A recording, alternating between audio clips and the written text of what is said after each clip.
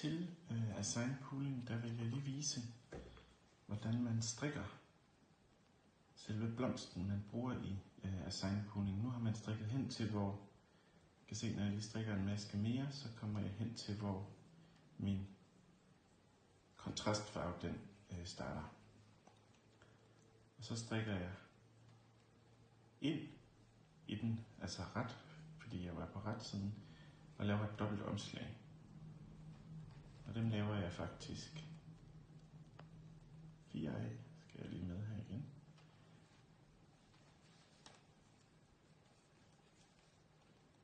To, 3 og 4. Så har jeg 4 her på, og så vender jeg mit arbejde. Sådan. Så skal jeg lige have snoren med her.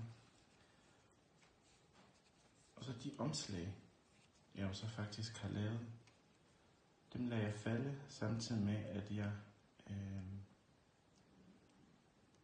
tager masken over på højre pind igen. Så man smider faktisk omslaget. Så har jeg smidt omslaget, og så har jeg 4 masker her, og dem går jeg så ind i alle 4 her, og over på pinden igen.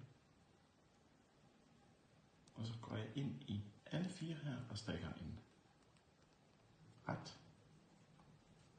Så strikker jeg en ret.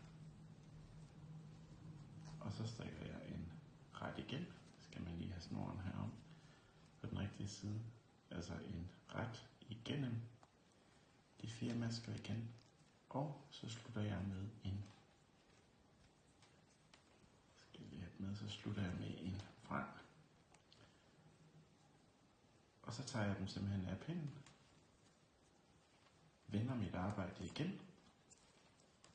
Og så strikker jeg, ligesom jeg vil